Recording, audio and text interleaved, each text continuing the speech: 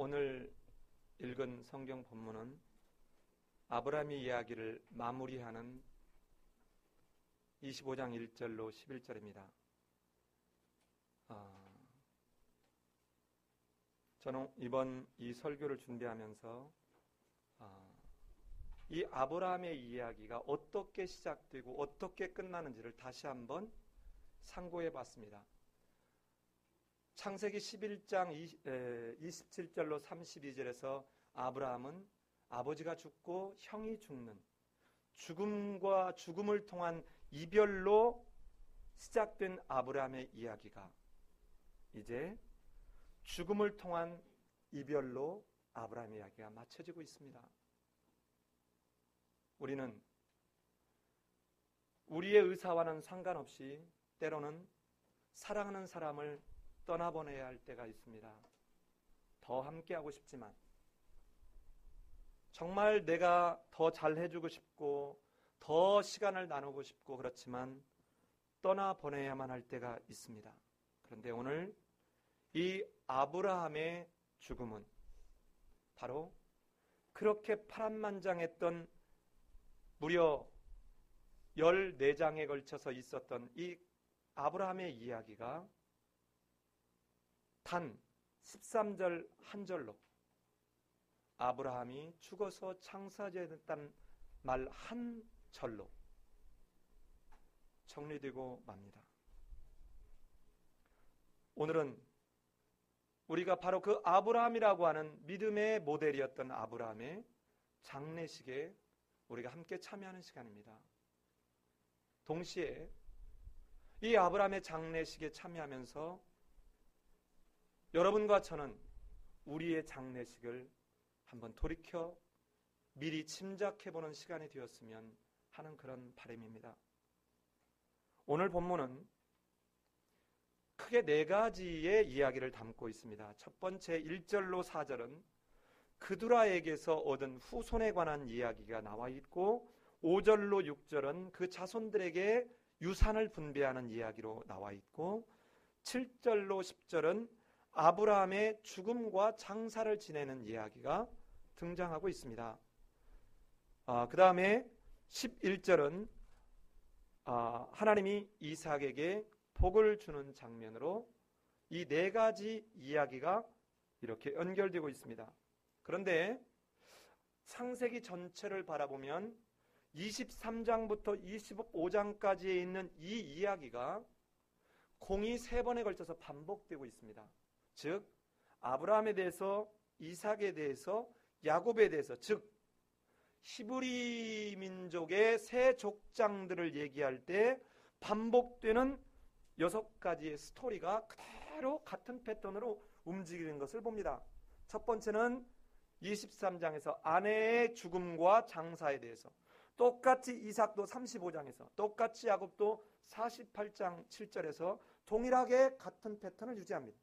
그리고 난 뒤에 아들들이 결혼하는 장면과 후손의 나열, 그리고 그 족장의 죽음과 장사, 다시 한번 후손들을 열거하고, 그리고는 다음 세대가 누구에 의해서 이루어질지에 관한 후손들의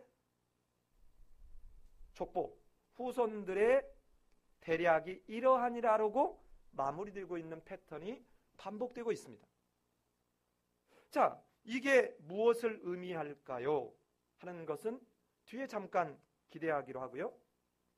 오늘 잠깐 요 4가지를 이렇게 살펴보면서 본문에서 이 성경 저자와 또 하나님 그 성경 저자를 통해서 무엇을 우리에게 말씀하시기를 원하는지 살펴보기를 원합니다.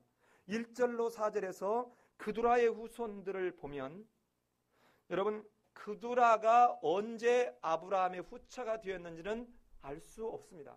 정확하게 등장하지 않습니다. 그런데 여기에 보면 그두라의 족보를 이렇게 족보, 가계도라고 하는 걸로 이렇게 그래프로 그려보면 재미있는 현상이 등장합니다.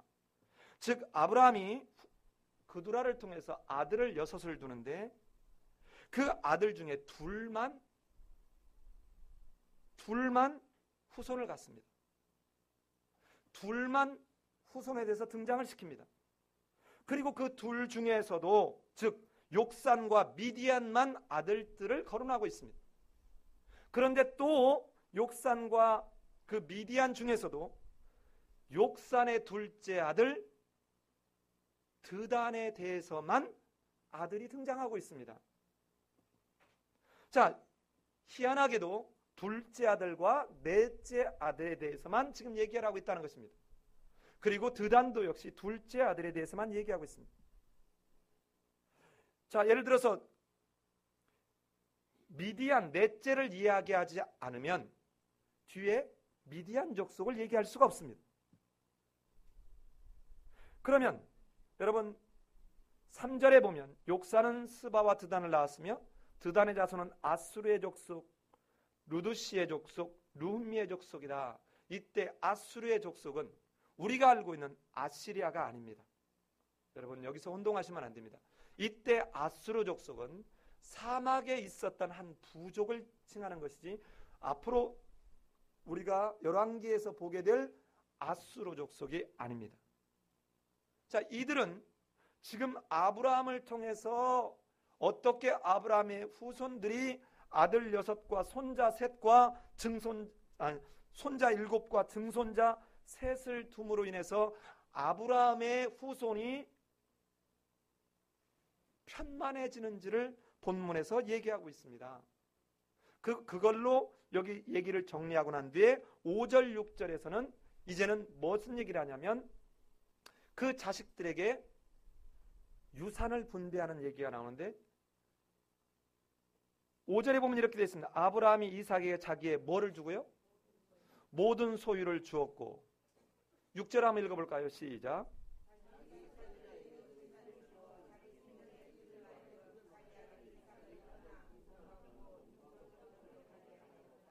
언뜻 보면 이렇게 어떤 사람들이 반문할 수 있습니다. 아브라함이 이삭에게 자기의 모든 소유를 주었는데 서자들에게 왜 재산을 또 주었다고 하는가? 히브리 단어로는 전혀 다릅니다. 여기서 모든 소유를 주었다는 말은 재산만을 말한 것이 아니라 아브라함이 가졌던 족장으로서 아버지로서 갖는 모든 통솔권, 지배권, 재산만을 의미하는 것이 아닙니다.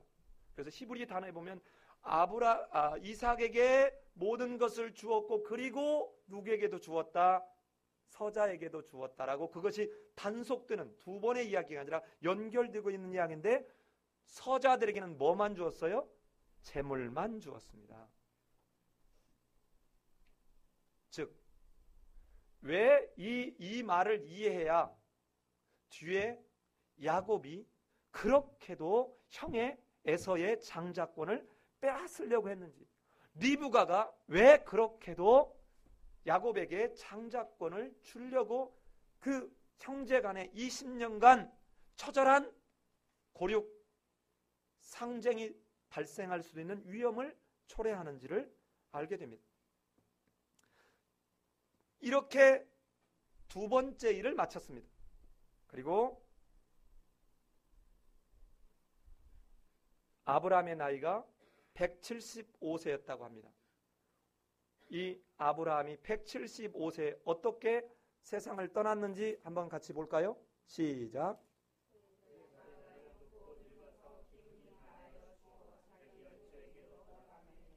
자, 여기서 아까 제가 13절이라고 말을 잘못한 것 같은데 녹취하시는 분들 새겨서 해주세요. 8절입니다. 8절. 제가 말을 잘못한 거예요.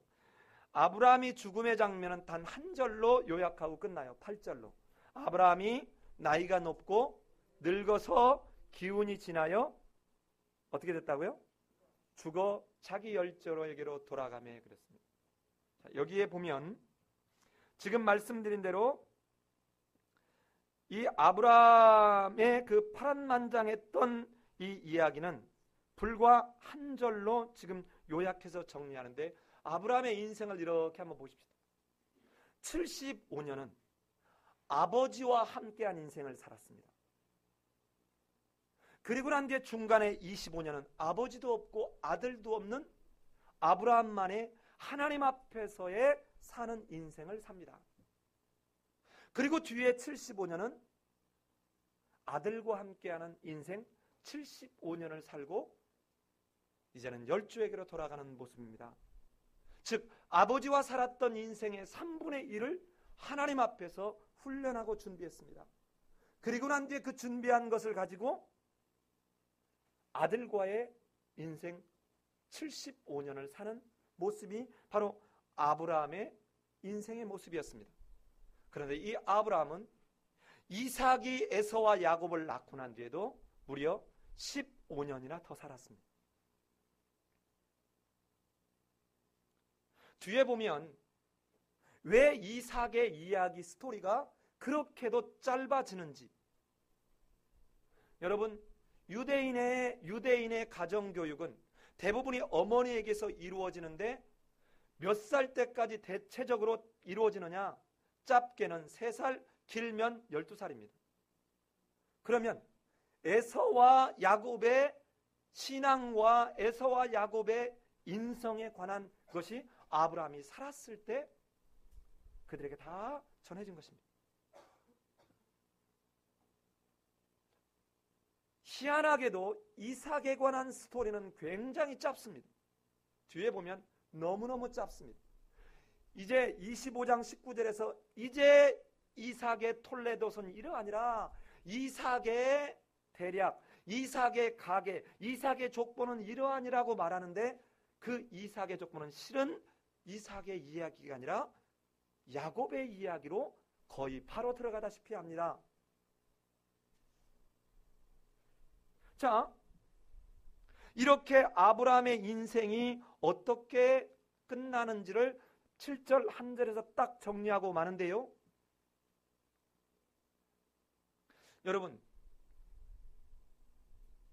이 아브라함의 지금 죽음의 장면을 8절에서 한 절로 요약하는 걸 보면서 저는 제 스스로에게 이렇게 한번 되질문해 봤습니다.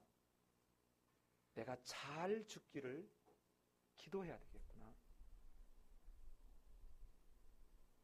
여기에는 나이가 높고 옛날 개역 한글에는 수가 높아 기운이 지나여 열조에게로 돌아갔다. 이 말은 뭐예요? 하나님이 부여하신 천수를 누리고 평안히 열조에게로 돌아갔다는 것입니다. 내가 엉망으로 살다가 예를 들어서 내가 암에 걸려서 죽었더라, 내가 엉망으로 살다가 술에 취해서 교통사고로 죽었더라, 여러분 이런 식의 인생이 아니라 정말 하나님 앞에서 바르게 하나님의 그 섭리와 통치 앞에 순종하는 가운데 하나님이 부여하신 사명을 다 하고 열조에게로 돌아가는 이런 인생이 되었으면 좋겠다. 그런데 오늘 이 죽음으로 끝나지 않는다는 이야기를 성경 저자는 이야기입니다. 그게 뭡니까? 열조에게로 돌아갔다는 것입니다. 죽음으로 영원히 끝나지 않는다는 것입니다. 죽음이 끝이 아니라는 것입니다. 즉 사후세계가 있다는 것입니다. 왜 사람들이 그렇게 예수를 믿는 걸 거부하고 예수 믿는 사람조차도 세상에서 그렇게 방자하게 삽니까? 죽으면 끝이라고 생각하기 때문에 그렇습니다. 당장에 하나님이 내 눈에 보이거나 잡히거나 뭔가 느껴지지 않기 때문에 그렇게 합니다. 그런데 오늘 성경은 그렇게 말하고 있지 않습니다. 열조에게로 돌아갔다는 것입니다. 죽음으로 모든 것이 끝난다라고 말하지 않습니다. 그런데 이러한 내용을 예수님은 바로 이 아브라함의 예화를 들어서 더 정확하게 말씀합니다. 누가복음 16장 22절로 31절에 보면 누구 예화를 듭니까? 나사로와 부자가 어떤 상태에 처했는지를 예수님이 얘기합니다. 나사로가 아브라함 품에 있는 것을 보면서 주님, 저 나사로의 손가락에 물을 찍어서 내 혀에 좀 적셔 주십시오. 내가 너무 타는 목마름으로 견딜 수가 없습니다. 그런데 뭐라고 합니까? 얘야, 안 됐다, 미안하다. 이곳에서는 그곳으로 갈 수도 없고 그곳에서는 이곳으로 올 수도 없다는 것입니다. 그러면 죄송한데 저 나사로를 보내서 내 가족들에게 가서 나처럼 이렇게 되지 않도록 좀 전해주게 해주십시오. 야, 그렇게 하고 싶다만 그곳에 선지자가 부족하냐? 전하는 사람이 없느냐? 성령이 게으르냐? 물론 성경에 성령이 게으르냐는 말은 없어요. 제가 그냥 붙인 말이에요. 또 이것 놓고 또 2단으로 강등시키지 마시고. 오고 갈 수 없다는 것입니다. 끝나는 게 아닙니다. 여러분, 우리가 어디서 무슨 일을 하든, 어디서 내가 무슨 말을 하고 무슨 행동을 하든, 그게 시간이 흘러가면 영원히 없어지는 것이 아니라는 것입니다. 하나님은 절대로 잊지 않으십니다. 다 헤아리고 계신다는 것입니다. 다만 예수 그리스도를 믿어 내가 예수 그리스도의 십자가의 대속의 피 때문에 그 위에 그리스도의 온전한 의로 나를 옷 입혀주기에 나의 허물이 가리워지는 것이지, 그것이 없다는, 그냥 저절로 시간이 지나면 마치 노후돼서 먼지처럼 없어지는 그런 것이 아니라는 것입니다. 자, 이렇게 열조에게로 돌아간 이 아브라함을 장사를 지내는 장면이 참으로 감동적입니다. 어떻게 감동적입니까? 그의 아들인 이삭과 누가요?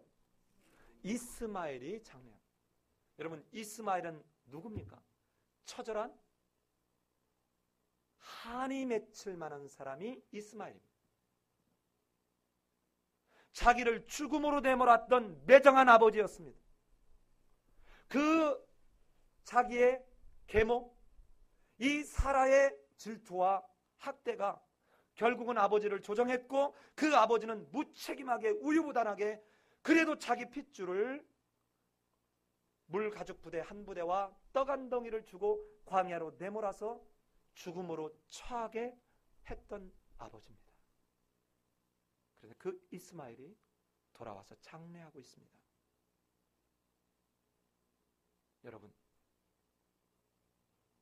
여러분은 누군가가 내게 손해를 끼치면, 누군가가 내게 나쁜 짓을 하면, 누군가가 내 마음을 아프게 하면 여러분은 어떻게 합니까? 자, 약속의 언약의 백성도 아닙니다. 하나님이 말했던 그 후손이 아닌 이스마엘은 그 이면에 하나님이 그에게 언약을 따라서 그를 돕고 지킨 것이 바로 25장, 우리가 오늘 읽은 바로 25장 뒤에 이스마엘의 후예에 대한 이야기가 나옵니다. 이렇게 인도하신 하나님의 인도하심과 자비와 긍휼을 깨달은 그는 아버지가 내게 했던 그 서운함, 한의 맺힘을 그는 내려놓고 아버지 장례식에 지금 온 것입니다. 우리 이렇게 합니까?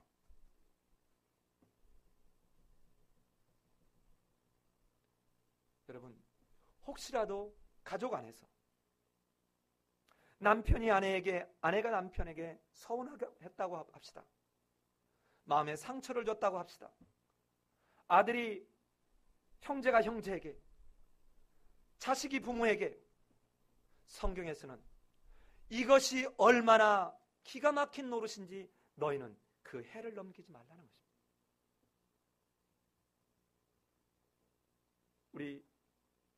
우리 공동체 안에서 한번 생각해 보십시다.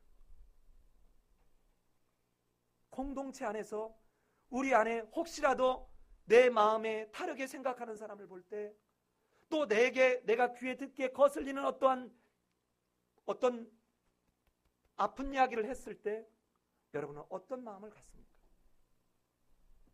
그런데 오늘 이스마엘은 여러분 쫓겨난 지 몇 년입니까? 몇 살에 쫓겨나죠? 아브라함이? 이삭이? 이삭이라네. 이스마엘이? 아브라함이 3살 젖될 때 쫓겨나잖아요. 그럼 103살이잖아요. 그럼 아브라함이 지금 죽는 나이가 몇입니까? 175세. 그럼 몇 년 만에 돌아온 거예요? 72년 만에. 여러분 잊을 법하잖아요. 그 아버지 지금 이스마엘이 17살을 더해보면 이삭이 3살 때 아브라함보다 몇 살 더 위죠? 13살 위입니다. 13살, 이삭보다 13살 위예요. 그러면 아버지에 대해서 철저하게 잊어버릴 만도 하잖아요. 그런데 돌아옵니다. 저는 우리 삶의 예배인 교회의 공동체는 가정에서, 직장에서, 그리고 우리 공동체 안에서 이 이스마엘에게 배우기를 소원합니다.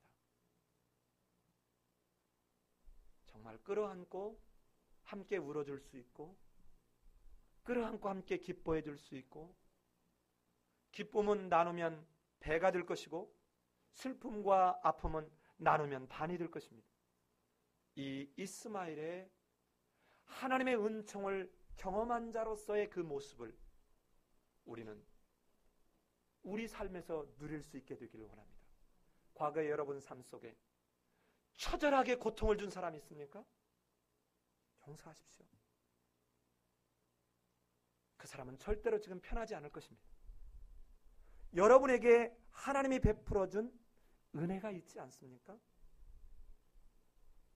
그리고 난 뒤에 이 아브라함은 자기 아내 누구와 사라와 함께 아브라함이 샀던 그 막벨라 굴에 묻힙니다. 그런데 뒤에 이제는 장사 지낼 때마다 하는 말이 소알의 아들 에브론의 밭에 있는 그 막벨라 굴이라는 말을 끊임없이 얘기합니다. 여러분 이곳은 이제 아브라함의 후손들이 언젠가는 돌아가야 될 약속의 땅, 하나님이 소유의 출발을 허락하신 그 땅으로 자손에게 그렇게도 소중한 출발점이 되는 땅입니다. 왜 23장에서 사라가 죽었는데 사라의 장래 이야기는 한 3절로 끝나버리고 나머지 청황하게 매장지의 이야기를 했는지, 이것은 두고두고 아브라함의 후손들에게는 잊을 수 없는 이야기가 되는 것입니다. 자 여러분, 그리고 난 뒤에 이제 마지막 이야기가 뭐로 끝납니까? 우리 같이 한번 11절을 읽어보십시다. 11절을 같이 읽습니다. 시작.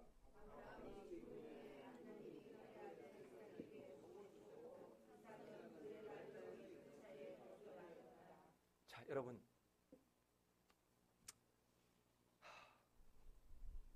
창세기 12장 1절에서 11장 27절로 32절에서 아무 희망도 없는 그 모습, 아브라함의 모습, 그때 하나님이 먼저 아브라함에게 가서 아브라함아 떠나라, 내가 내게 지시할 땅으로 떠나라. 누가 역사를, 아브라함을 통한 역사를 시작합니까? 하나님. 아브라함이 죽고 장래까지 끝났습니다. 그런데 아브라함의 이야기를 끝나는 마지막 11절에 누구의 이야기로 마칩니까? 하나님이 이삭에게 복을 주었다는 말로 끝납니다. 자 그러면 여러분 저를 보세요. 12장과 이 25장 11절 앞과 뒤에서 아브라함의 이야기가 아브라함의 이야기가 아니라 하나님이 이끌어가는 역사였다는 것입니다. 그 중에 아브라함은 하나님이 하나님의 나라를 어떻게 새롭게 시작할지, 그 새로운 하나님의 나라를 회복해가는 그 역사에 믿음이라고 하는 것을 아브라함으로 익히고 배우게 해서 이것을 통해서 하나님 나라를 회복한 하나님의 나라의 백성이 되는 이것을 알려주기 위한 하나님의 역사에 아브라함은 첫 번째 사람이었다는 것입니다. 즉 아브라함의 이야기의 마지막과 끝이 하나님의 일하심으로 시작하고 끝나는 것은 이것이 하나님의 역사요, 이 아브라함을 통해서 역사했던 것처럼 이제 이 역사는 이삭에게 이어지게 될 것이라는 것입니다. 그런데 그것이 어떻게 이어지느냐? 아브라함이 이삭을 부탁했거나 아브라함이 이삭을 위해서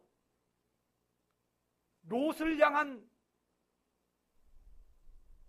목숨을 거는 기도를 했거나 이삭이 우리 아버지 죽는데 하나님 나는 어떡합니까? 라고 밤새워 철야 기도를 했거나 한 것이 아니라 아브라함의 조건과 상관없이 먼저 선지하시는 하나님의 자비와 사랑과 은총 가운데서 아브라함을 불러 언약을 맺었던 그 하나님이 그 선지하시는 자비와 은혜를 가지고 언약에 따라 이삭을 또한 그렇게 인도하실 것이라, 언약이 계승될 것이라 하는 하나님의 약속인 것입니다. 이 창세기 25장 19절의 연장선상 속에 바로 여러분과 내가 있다는 것입니다. 자, 그렇다면 이제 이삭이 뒤에 어떻게 이러한 복주심을 받고 난 뒤에 어떻게 하는지 이것을 보면 우리가 얻을 교훈이 있습니다. 여러분, 끊임없이 여러분에게 창세기를 통해서 얘기하고 있지만 복이라고 하는 말이 맨 처음에 나올 때 창세기 1장 22절에서 하나님이 먼저 복을 주시며 이르시되 그랬습니다. 창세기 1장 28절에서 사람들에게 최초의 명령을 하시면서 뭐라고 합니까? 하나님께서 복을 주시며 이르시되 생육하고 번성하라, 땅에 충만하라, 땅을 다스리라, 땅을 정복하라라고 말합니다. 즉 다시 말하면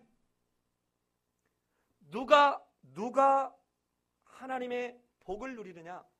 기도하고 발버둥 치고 이러는 사람이 하나님의 복을 얻는 것이 아니라 이미 하나님은 창조할 때 그의 백성들에게 복 주기 위한 하나님의 사랑과 자비와 은총이 선재하고 있다는 것입니다. 그거를 전제로 시작하고 있다는 것이에요.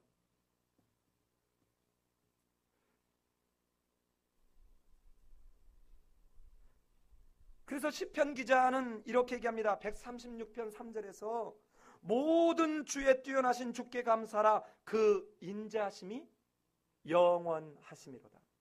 여러분, 영원하심이라는 말이 무슨 말이에요?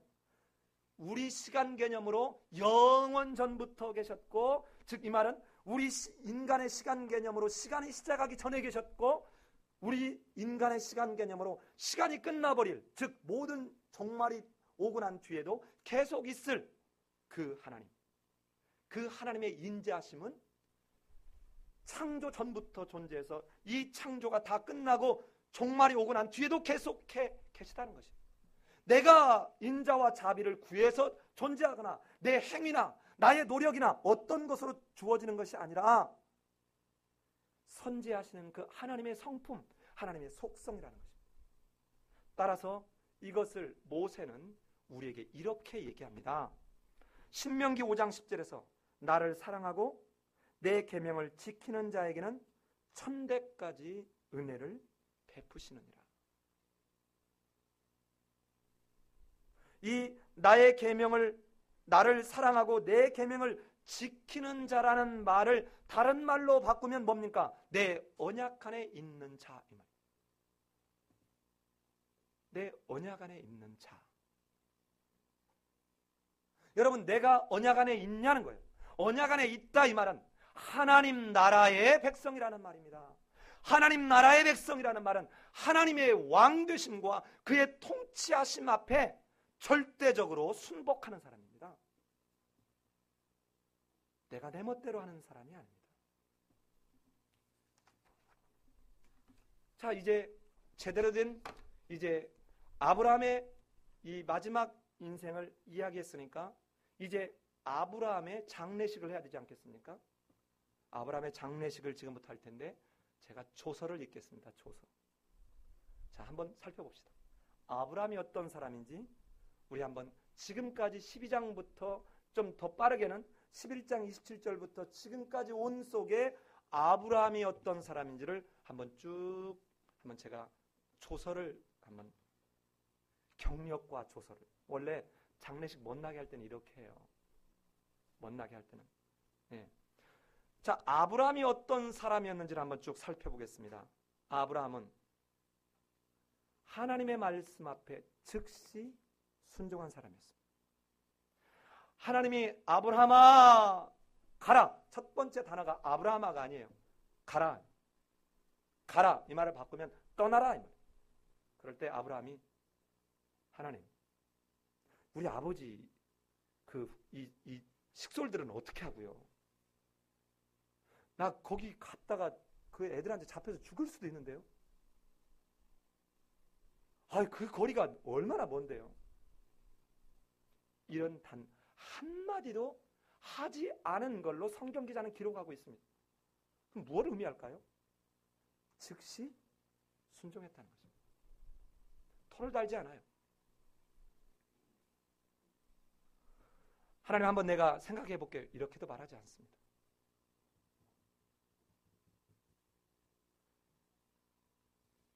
우리는 어떻습니까? 자, 지금 제가 우리는 어떻습니까? 라는 말을 이제는 묻지 않을 테니까 아브라함에 대해서 제가 쭉 정리해 보니까 한 12가지 정도 정리가 돼요. 두 번째는 아브라함은 절대로 믿음이 대단한 사람이 아니었습니다. 연약하기 이를 데 없고 실수하고 참으로 어찌 보면 비겁하기 이를 데 없고 아주 야비하기까지 한 아브라함의 모습이었지만 잘못을 지적했을 때 즉시 깨닫고 돌이킬 줄 아는 사람이었습니다. 멜기세덱이 말했을 때 바로 납작 엎드려 10의 1조를 드리면서 이 10의 1조는 절대로 돈의 문제가 아니라고 그랬죠.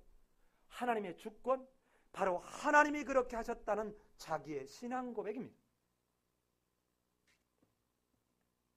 어디 그뿐입니까? 아비멜렉이 하나님이 너와 함께 네가 무슨 일을 하든 하나님이 너와 함께 한다 하는 걸 고백했을 때 그는 혼자 조용히 에셀나무를 심으면서 엘올람을 고백했습니다. 세 번째는 목숨을 걸고 도울 줄 아는 사람입니다. 여러분 어떻게 합니까? 북방왕이 소돔과 소알 땅을 쳐들어와서 북방왕 그룹이 와가지고 이 소돔과 소알 땅을 재산과 모든 걸 끌어갈 때 자기 조카 롯도 끌려갔다는 얘기를 듣고 어떻게 해요? 가다 죽을 수도 있네. 짧은 거리가 결코 아닙니다. 800km 이상 되는 거리를 쫓아가서 어떻게 해요? 목숨을 걸고.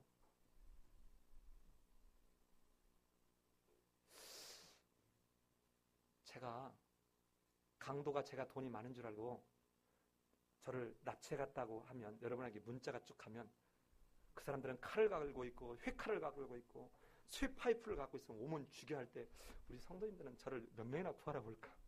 제가 이 설교 주면서 별 생각을 다 했습니다. 예. 그런데 목숨을 걸고 아브라함은 구하러 갑니다. 네 번째는 손님을 진심으로 대접하는 사람입니다. 그냥 겉으로 대하지 않았습니다. 왜냐하면 그가 말하는 그 준비하는 양이나 살찐 송아지라고 표현하는 걸 보면 우리 같으면 보통 어떻게 해요? 예, 원래 잔치할 때 어떻게 하죠? 좋은 것을 뒤에 내와요? 나쁜 것을 뒤에 내와요? 예? 갈수록 좋은 게 나와요? 갈수록 나쁜 게 나와요? 예, 잔치집에서는 갈수록 나쁜 게 나올 수밖에 없어요. 그렇죠? 아니 근데 혼인잔치에서는 갈수록 더 좋았어요? 나빴어요? 이게 주님의 방법이에요. 그러니까 우리는 어떻게 해요? 갈수록 손님이 오면 더 좋은 것으로 줄 수 있어야 돼요. 근데 아브라함은 어때요? 정말 그렇게 해요. 다섯 번째는 아브라함은 하나님의 입장을 먼저 생각하는 사람입니다. 하나님이 어떻게 의인하고 의인과 악인을 함께 멸하면 누가 이렇게 또 기도하죠? 모세가 나중에 이렇게 기도하죠. 하나님 여기서 이 광야에서 죽이면 소문이 어떻게 나겠습니까? 하나님에 대한 소문 더럽게 나지 않겠습니까? 저 히브리인의 하나님이 말이야 어떻게 해서 바로에게서 꺼집어는 냈는데 이제 살릴 방법이 없으니까 광야에서 다 죽게 한다. 이 소문 더럽게 나지 않겠습니까? 누구 입장을 고려해요? 하나님의 입장. 여러분과 내가 지금 세상 속에서 잘못하면 세상에 믿는 사람이 저 모양이 하고 하나님에 대한 소문이 어떻게 난다고요?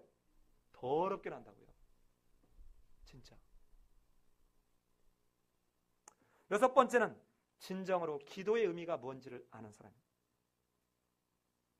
여러분 끊임없이 매달리는 아브라함의 소돔과 고모라가 멸망할 때 기도하는 거 보세요. 그런데 자기 아들 이삭을 바치라고 할 때는 이렇게 매달리지 않는 이 아브라함의 모습. 물론 뒤에 더 하나님에 대한 신 지식이 더 성숙해져 가기는 하나 기도의 참 의미를 바르게 알고 있는 사람이라는 것입니다. 일곱 번째는 온유하고 속이 깊은 사람입니다. 사라가 그렇게 열받게 하는데도 여러분 절대로 사라에게 성경 기자는 화를 냈거나 했다는 게 없습니다. 근데 저는 수없이 화냅니다. 그래서 우리 애들이 아빠 목회하면서 성질 더러워졌다고 합니다. 너무 예민해졌고 너무 민감해졌고 너무 화를 잘 내고 아빠를 건들면 안 되고 아빠는 더 이상 우리 아빠가 아니다. 이거는 잘못하고 있는 것입니다. 여덟 번째는 우유부단하지만 결코 정이 없는 사람이 아니었습니다. 사라가 나가라 내쫓으라 할 때 자기 하갈도 한번 내쫓아잡고 내쫓는 것을 방임했어요. 당신의 종이니 당신이 좋을 대로 하라 하고 사라 보고 알아서 하라는데 그러니까 어떻게 임신했던 하갈을 내쫓는 일이 발생해야 안 해요. 그런가 하면 나중에 하갈과 이스마엘을 죽음으로 내모는 지극히 우유부단한 참으로 아버지답지 못하고 남편답지 못한 자이지만 그 속에는 그 이삭 진짜 자기 친자식을 향해서는 그러지 않는데 이스마엘을 내보낼 때는 어떻게 했어요? 크게 번민하는 것을 보게 됩니다. 속이 없는 사람이 아닙니다. 아홉 번째는 아무것도 눈에 달라진 것은 없고 바랄 수 없고 기대할 수 없는 상황에서도 하나님을 믿고 신뢰한 사람입니다. 독자 이삭을 드릴 때 아무것도 보이지 않습니다. 그러나 아무것도 지금 해결될 거라는 기대가 없습니다. 그러나 하나님께서 준비하실 거라는 그 아브라함의 하나님을 향한 그 기대, 믿음. 그는 그것을 통해서 하나님을 경외하는 자라고 하는 하나님의 믿음의 모델로서의 마침표를 찍게 됩니다. 열 번째는 인간적 탐욕을 부리지 않는 사람입니다. 여러분 그렇게 여러 번씩 해쪽 속이 그냥 땅을 가져라고 했을 때 아브라함은 결코 공짜에 눈이 멀어서 하나님의 일하심의 방해, 장애 역할을 하지 않습니다. 지금 제가 10가지 얘기하는 것들이 다 따로 노는 것이 아니라 다 연결되는 이야기들입니다. 여러분 만약에 지금 제가 여기서만 예를 들었지만 아브라함이 탐욕의 눈이 멀었다면 소돔 왕이 사람은 다 내게 주고 물건은 너가 잘 안 했을 때 어떻게 하겠어요? 여러분 그 얻어온 지금 그 재산이 장난이 아닙니다. 요즘으로 얘기하면 수십억? 제가 볼 때는 수십억이 뭐야? 수백억, 수천억 됐을 수 있어요. 그런데 그 자리에서 내가 소돔왕으로 취북해 했다는 말을 듣지 않겠다. 이 말은 나의 이 승리의 주권이 하나님에게 있음을 자기의 탐욕이 하나님과의 관계를 가리는 것에 절대로 현혹되지 않고 있다는 것입니다. 얼마나 탐욕이 무서우면 골로새서에서는 탐욕이 곧 뭐다? 곧 뭐다? 우상 숭배다. 여러분 잘 보세요. 잘 보십시오.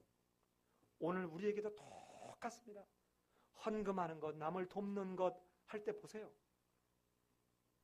내 안에 정말 사단이 따로 있는 것이 아니라 내 안에 나의 탐욕의 사단이 얼마나 발동하는지.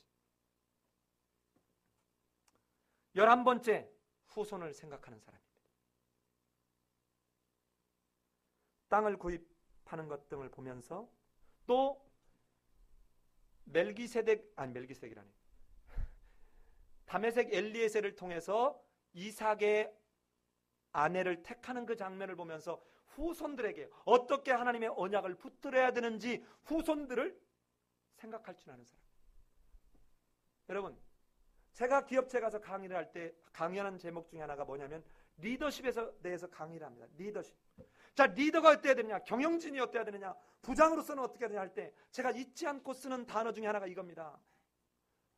강의 말미에 진짜 훌륭한 리더는, 정말 그 조직에 필요한 리더는 내가 떠나고 난 뒤에 조직의 뒷모습을 생각하는 리더다. 나 있을 때 어떻게든 쥐어짜서 성과를 내고 난 뒤에 내가 떠나고 난 이 조직이 망가지든 사람들이 병이 들고 개떡이 되든 아무 관심이 없고 나만 사장에게 인정을 받고 이사회에 인정을 받아서 사장 좀 더 오래 하려고 하는, 내가 떠나고 났는데 내 조직의 뒷모습을 걱정하지 않는 리더는 그 조직에는 이완용이 같은 존재다. 그런데 아브라함은 자기가 떠난 뒤에 마지막으로 해야 될 일이 뭔지, 내 후손이 어떻게 돼야 되는지를 생각하면서 그의 인생의 마지막 두 가지, 이 두 가지를 정리하고 있는 것입니다. 그때 나이가, 여러분, 만약에 이삭의 나이가 17살이라고 가정한다면, 그리고 17살이라고 가정한다고 그 뒤에 또 누구예요? 사라가 127살에 죽어요. 그러면 아브라함이 137살이에요. 그렇죠? 아브라함이 137살부터 175세까지 무려 몇 년 동안? 38년 동안에 있었던 이야기를 단 두 가지 사건만 얘기하고 아브라함이 죽는 것입니다.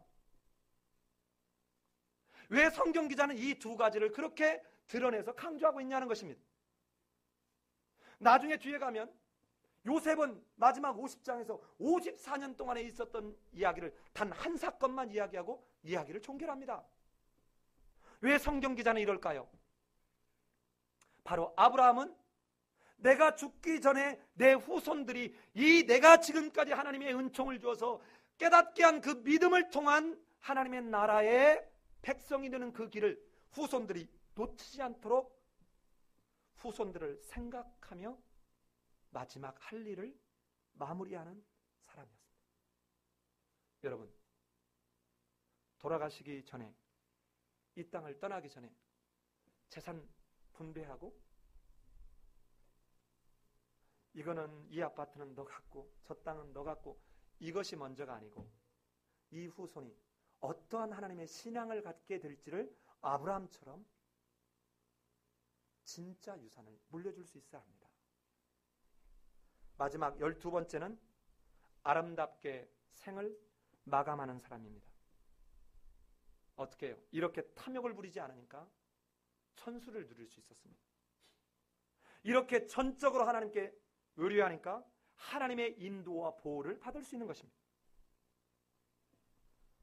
쫓아낸 아들이 무려 70년이 지난 뒤에 다시 돌아와서 아버지는 온데간데 없지만 그 아버지의 장례를 치를 만큼 아버지는 정말 아름다운 이 아브라함은 인생을 산 사람입니다. 여러분의 인생은 어떻습니까?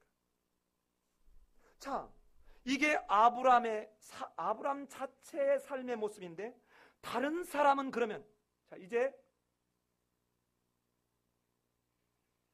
다른 사람들이 아브라함에 대해서 뭐라고 하는지, 여러분, 훌륭한 사람 있을 때는 조서를 한 사람만 해요? 두 사람, 세 사람 해요? 자, 그래서 제가 다른 사람들을 불러봤어요. 다른 사람. 불러봤더니 남들이 아브라함을 어떻게 말하는가 하고 봤더니 집에서 길리운 318명이 아브라함을 따라서 목숨을 걸고 갔습니다. 여러분, 절대로 이게 쉬운 일이 아닙니다. 제가 아까 우스갯소리처럼 얘기했지만요. 아니 이 말하면 또 오해하지 마요. 네, 참 오해할까봐 늘 걱정인데요. 제가 어떤 상황에서 여러분한테 자 어디 이 위험한 일이지만 여기 구하러 갑시다 하면 제가 어느 날 한번 진짜 실험해 볼까요? 새벽 3시에 문자를 싹 쏘는 거야. 지금 어떤 집사님이 지금 엄청 위험한데 지금 집이 무너졌대요. 우리 구하러 가야 되겠어 하면 누가 얼마나 지금 따라 나올지. 여러분, 목숨을 걸어야 되는 그 사람들이 318명이 아브라함이 어떻게 살았길래 목숨을 걸고 따라 나옵니다. 두 번째는 이방 사람이 아비멜렉과 비골이 아브라함도 느끼지 못하는 것을 고백합니다. 뭐라고요? 하나님이 무슨 일을 하든 너와 함께 하시도다라고 얘기합니다. 그 사람이요. 하나님이 항상 함께하는 사람이에요. 그런가 하면 별 볼 일 없는 수재민, 별 볼 일 없는 이방 땅에서 굴러온 돌과 같은 이 아브라함에게 소돔 왕이 영접을 나옵니다. 그래서 어떻게 해요? 멜기세덱이 샬렘 왕이 떡을 내서 나옵니다. 그리고는 뭐라고 얘기합니까? 그의 존재와 능력을 인정하는 얘기를 합니다. 네가 다 사람은 나를 주고 소유는 다 가져라라는 말을 하는 것입니다. 네 번째, 멜기세덱이 축복할 만한 사람입니다. 이 멜기세덱과 다메섹 엘리에셀이 어떤 이 창세기 안에서 의미를 갖는지는 오늘 하려고 제가 설교를 준비를 했는데 여전히 오늘은 못하겠습니다. 다음 주로 미루겠습니다. 다섯 번째는 해쪽 속이 존중할 만한 사람이에요. 이방 사람입니다. 내 주여 당신은 뭐라고요? 하나님의 방백입니다 라고 고백할 만한 사람. 아까 아비멜렉과 비골이 했던 말하고 같은 고백을 지금 하고 있는 것입니다. 여섯 번째는 다메섹 엘리에셀이 자기 목숨을 다하고 이익을 포기할 만큼 존경하는 사람. 여러분, 다메섹 엘리에셀이 그대로 뒀으면 창세기 15장에서 뭐라고 그래요? 하나님이 아브라함에게 씨를 주겠다고 했을 때 더 이상 씨의 가능성이 안 보이니까 하나님이 나타나서 내가 누구냐? 걱정하지 마. 그러니까 뭐라고 합니까? 아이고, 상속자는 누구라고요? 다메섹 엘리에셀입니다. 그렇죠? 가만히 뒀으면 이 아브라함이 얼마나 거부였는지 지금 보죠? 이게 다 누구께 되는 거예요? 다메섹 엘리에셀께 되는 거예요. 그런데 나중에 여러분 지난주에 봤던 창세기 24장에 이삭의 아내를 구하러 갈 때 그 엘리에셀의 그 모습을 한번 보세요. 손톱만큼지도 빈틈없이 자기 주인을 향해서 최선을 다하는 거예요. 자, 그렇다면 아브라함이라고 하는 성품을 받고 다른 사람들이 하는 얘기를 들었으면 누구 얘기 들어봐야 돼요? 그렇죠. 가족들 얘기 들어봐야죠. 아니, 하나님은 맨 뒤에 등장해야죠. 이렇게 짜웅이 안 맞아서야. 자, 가족들 얘기 들어봅시다. 롯이 그 멀리에서 미지의 땅, 죽을 수도 있는 그 땅에 작은 아버지를 믿고 따라옵니다. 그랬더니 어떻게 합니까? 좋은 땅을 먼저 택하라고 줄 만큼 우리 작은 아버지는 이런 사람이었습니다. 뿐만 아니라 정말 내가 어려웠을 때 당신이 죽을 수도 있는데 당신의 사랑하는 하나밖에 없는 작은 어머니 사라를 창녀나 노예처럼 만들 수 있는 그 상황인데도 나를 구하러 나섰습니다.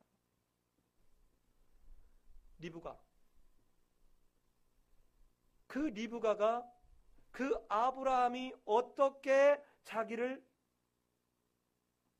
종 다메섹 엘리에셀을 보내서 맞게 되는지 그 이야기를 다메섹에게 들으면서 나중에 자기 오라비 라반과 어머니가 재물을 구하고 난데 재물은 받고 딸을 보낼래니 마음이 이게 아니야. 그래서 에이 좀 더 있다가 한 열흘 있다. 이때 열흘이라는 말은 열흘이라는 말이 아니에요. 긴 기간을 말합니다. 어떤 데서는 이거를 1년으로 번역도 했어요. 다른 성경 구절은 동일한 이 히브리어 단어를.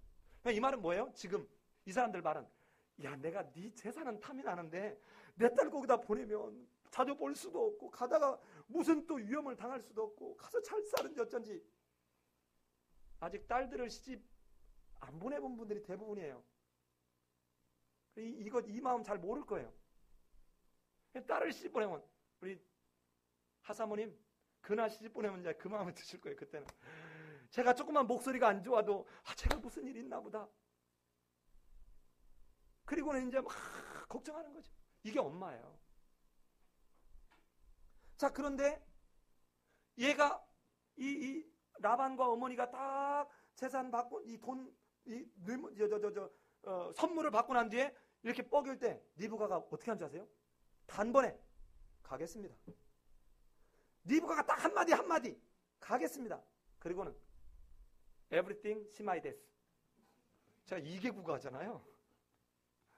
모든 것이 한 큐에 끝나버렸어요. 그리고는 떠납니다.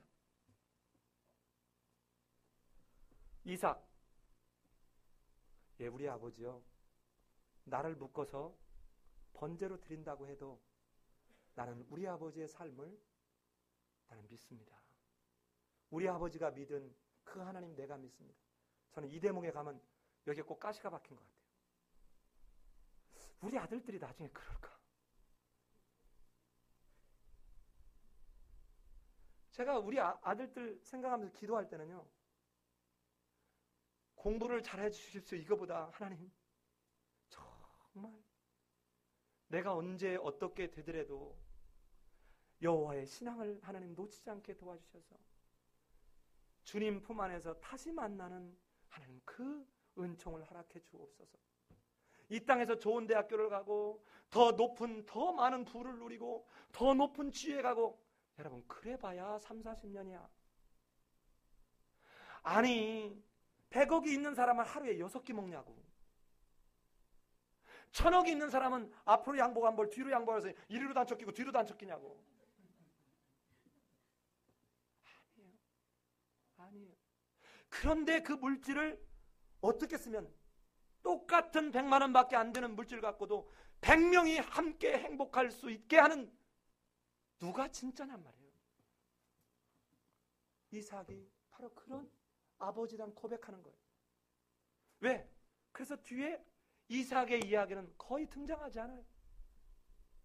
마지막 하갈과 이스마엘 보면 중복되니까 제가 넘어가겠습니다. 아까 이스마엘이 70년 넘었는데 에이 영감택이 잘 그봐 못된 짓 하니까 그렇지. 이렇게 합니까?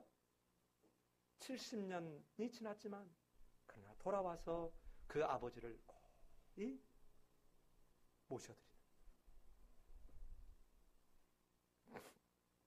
이제 마지막 누구의 이야기를 들어봐야 돼요? 사라. 예. 그런데 사라 이야기를 들려고 했더니 먼저 돌아가셨어요. 그래서 제가 인터뷰를 뜰 수가 없었어요. 사라 얘기는 천국에 가면 들어봅시다. 천국에. 그런데 살아있을 때 이야기를 보면 내 주께서 얼마나 극존칭을 썼는지 보면 합니다. 자, 이제 남의 이야기 들었고 가족 이야기 들었고 이제 최종적으로 누가 승인해야 됩니까? 하나님이 아브라함을 향해서 뭐라고 했는지 7가지로 성경에 정리해 보겠습니다. 하나는 첫 번째, 하나님이 그의 믿음을 의로 여겨줄 만한 자. 두 번째는 하나님의 비밀을 알게 하는 자. 하나님이 누구에게도 말하지 않은 그 비밀을 아브라함에게만 얘기해 주는. 소돔과 고모라를 멸망시킬 때 창세기 18장에서 그런 상황이 등장하죠. 그래서 어떻게 합니까? 목숨을 걸고 기도하잖아요. 그런데 여러분, 골로새서에 보면 이 비밀을 누구에게 담아뒀다는 것입니까? 아이고 주여. 예수 그리스도에게 담아뒀고 이 비밀을 누구에게 알게 했다는 것이에요? 바로 여러분과 나에게 알게 했습니다. 여러분 잘 들으세요. 성경이 이해가 되는 것은 하나님이 믿게 했기 때문에 이해가 되는 것이죠. 내가 이해가 돼서 믿는 것은 절대로 아닙니다. 내가 하나님의 말씀을 받아들이고 아멘하고 이해하고 받아들이고 그렇군요라고 할 수 있는 것은 하나님이 믿음을 주셨기 때문에 내가 지금 하나님의 말씀에 이해되는 것이지, 내가 하나님의 말씀을 이해해서 받아들이는 게 아니에요. 그러면 우리가 하나님의 말씀을 알아가는 건 뭡니까? 그 하나님을 알게 하시는 그 은총을 따라서 하나님이 무엇을 하시려고 하고 우리를 통해서 무엇을 이루어 가시기를 원하시는지를 알아서 그것을 깨달아가서 하나님의 명령 앞에, 하나님의 일하심 앞에 내가 잘 순종하려고 하는 것이에요. 세 번째는, 하나님은 아브라함을 향해서 선지자라고 부름을 받은 사람입니다. 하나님의 선지자. 네 번째는, 하나님은 이 아브라함에게 하나님이 인정하는, 하나님을 경외하는 자라고 인정을 받았습니다. 뿐만 아니라 하나님이 그냥 무조건 이뻐갖고 경외하는 자라고 해준 것이 아니라 하나님의 말씀을 곧이곧대로, 심지어는 자식을 바치라는 것조차도 순종하면서 바칠 만큼 하나님 말씀을 준행하는 자였습니다. 그런데 이 아브라함의 이런 모습을 야고보서에서는 뭐라고 얘기하느냐? 야고보서 2장에 가면 우리 조상 아브라함이 그 아들 이삭을 제단에 드릴 때 행함으로 의롭다 하심을 받은 것이 아니냐라고 하는 겁니다. 우리는 얼마나 머리로, 우리는 얼마나 이 말로만 말을 하는지 몰라요. 이 말로만 신앙을 해요. 말로만 신앙생활해요. 말로만. 그런데 아브라함은 행함으로, 이때 이 행함이라는 말은 하나님의 말씀을 그대로 믿고 순종함으로 이 말이에요. 내가 내 어떤 실적을 쌓고 내 어떤 선을 드러내기 위하고 내가 뭔가 나도 이만해 하고 뭔가 행위를 누적해가는 이런 일이 아닙니다.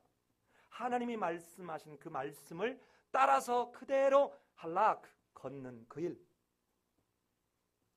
여섯 번째는, 하나님이 벗으로 여김을 받은 사람입니다. 하나님의 벗으로, 하나님이 벗으로 여긴 사람이. 역대하서 20장 7절, 이사야서 41장 8절, 야고보서 2장 23절에 뭐라고 얘기하느냐? 야고보서 2장 23절에서는 이렇게 얘기합니다. 이에 성경에 이른 바 아브라함이 하나님을 믿으니 이것을 의로 여기셨다는 말씀이 응하였고 그는 하나님의 벗이라 칭함을 받았나니. 하나님이 거의 동등한 관계 속에 놓아줄 만큼 친구라는 것입니다. 친구. 마지막 일곱 번째, 하나님은 그를 오고 오는 세대에게 하나님의 나라가 어떻게 회복되어지는지의 모델인 믿음의 조상으로 삼으셨다는 것입니다. 로마서 4장 12절에서 이렇게 얘기합니다. 또한 할례자의 조상이 되었나니 곧 할례 받을 자에게 뿐 아니라 우리 조상 아브라함의 무할례 시에 가졌던 믿음의 자취를 쫓는 자들에게도니라. 유대인이든 유대인이지 않든 간에 모든 사람들에게 하나님의 나라의 백성이 될 수 있는 그 모델이 어떤 존재인지를 삼아서 아브라함을 통해서 믿음의 조상이다, 출발점이다, 하나님이 어떻게 하나님의 나라를 회복해 가게 될지에 관한 이야기를 아브라함을 통해서 말하고 있다는 것입니다. 사랑하는 삶의 예배인교회 성도 여러분, 이제 아브라함의 장례식을 마쳐야 되겠습니다. 아브라함의 인생의 죽음에서, 가족의 죽음에서 시작해서 아브라함 자신의 죽음으로 끝나고 하나님의 은총 가운데 부름, 하나님의 선지하시는 자비와 은총 가운데서 하나님의 자비와 긍휼, 은혜로 아브라함 이야기가 마무리되는 것처럼 여러분의 인생에 우리 하나님이 여러분을 인도하고 돕고 여러분을 이끌고 있다는 것을 기억하시기 바랍니다. 그 하나님은 훗날 천국에 여러분이 물론 천국은 무슨 장소적 개념만 아니라 우리가 죽고 난 뒤에 다시 주님 앞에 얼굴을 드러낼 때 여기서는 우리가 천국 환송의 모습을 했지만 거기서 환영할 때 여러분을 향한 환영사가 오늘 아브라함에게 했던 이런 말들이기를 소원합니다. 우리 오늘 말씀을 기억하면서 함께 한번 기도하는 시간 갖겠습니다.